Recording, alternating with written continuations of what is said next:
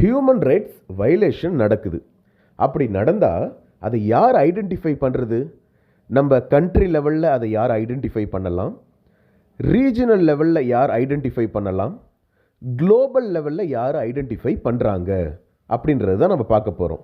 Regional level அப்படின்னா என்னென்னு கேட்டிங்கன்னா, யூரோப் வந்து ஒரு ரீஜியன், ஆஃப்ரிக்கா ஒரு ரீஜியன், அமெரிக்கா ஒரு ரீஜியன்.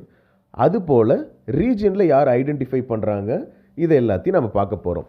முதல்ல யூனிவர்சல் லெவலில், குளோபல் லெவலில், உலக அளவில் யார் வந்து இந்த ஹியூமன் ரைட்ஸ் வயலேஷனை ஐடென்டிஃபை பண்ணுறாங்க அப்படின்னா, முதல்ல United Nations charter of human rights, UN commission on human rights, universal declaration of human rights, international covenant on civil and political rights 1966 adopt பண்ணுறாங்க யூஎன் அசம்பிளி இவங்க.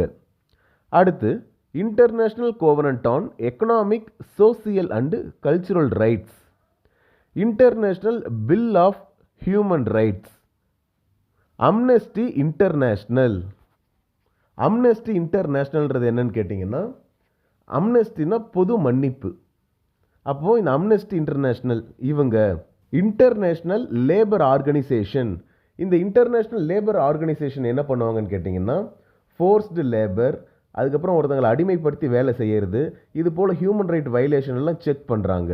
அடுத்து international committee of the red cross, இவங்களோட வேலை என்னென்னா, போர் நடக்கக்கூடிய சமயத்தில் யாருக்காவது பாதிப்பு ஏற்படுது, மெடிக்கல் எமர்ஜென்சி தேவைப்படுதுன்னா அதை கொடுக்கறது தான் இந்த ரெட் கிராஸ் அமைப்பு. இந்த அமைப்பு எல்லாமே குளோபல் லெவலில் ஒரு ஹியூமன் ரைட் வயலேஷன் நடக்குது அப்படின்னா அதை ஐடென்டிஃபை பண்ணி ரெமெடி கொடுக்கறது இவங்க தான். இதை நம்ம தெரிஞ்சுக்கணும்னு இந்த பாடத்தில் வச்சுருக்காங்க. மேலே சொன்ன ஒவ்வொரு அமைப்பை பற்றியும் சேனலில் தனித்தனியாக வீடியோ இருக்குது, நீங்கள் போய் பாருங்கள். அடுத்து ரீஜனல் லெவலில் ஹியூமன் ரைட் வயலேஷன் நடக்குது அப்படின்னா அது ஐடென்டிஃபை பண்ணுறது யார்?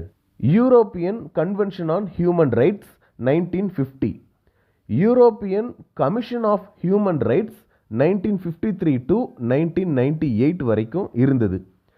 High commissioner for human rights UN and high commissioner for refugees, European court of human rights, American convention of human rights act, inter American court of human rights 1979 and inter American commission of human rights, African charter on human and people rights 1981, Geneva conventions 1949, first convention, second convention, third convention, fourth convention, 4 எழுதணும். இது சேனலில் இருக்குது. அடுத்து அப்பர்தைடு policy in South Africa. அப்பர்தைடு அப்படின்னா நிறவெறின்னு அர்த்தம். வெள்ளையர்கள் பெருசா கருப்பர்கள் பெருசான்னு south ஆஃப்ரிக்காவில் நடந்த பிரச்சனையை மையப்படுத்தி இது இருக்குது. அட்லாண்டிக் சார்ட்டர் 1941, இது எல்லாமே ரீஜியனல் லெவலில் ஹியூமன் ரைட்ஸ் வயலேஷனை ஐடென்டிஃபை பண்ணுறதுக்காக உருவாக்கப்பட்ட அமைப்பு. இது வந்து ஒரு சில அமைப்பு வந்து இப்போ அந்த அமைப்பே நிர்மூலமாக போயிடுச்சு, இல்லாமல் போயிடுச்சு. ஒரு சில அமைப்பு இன்னொரு அமைப்பு கூட மெர்ஜ் ஆயிடுச்சு. ஒரு சிலது புதுசாக கொண்டு வரப்பட்ட அமைப்பு. ஆனால் இதெல்லாம் தான் ரீஜனல் லெவலில் இப்போ வரைக்கும் நமக்கு கொண்டு வரப்பட்ட அமைப்பு ஹியூமன் ரைட் வயலேஷனை ஐடென்டிஃபை பண்ணுறதுக்கு.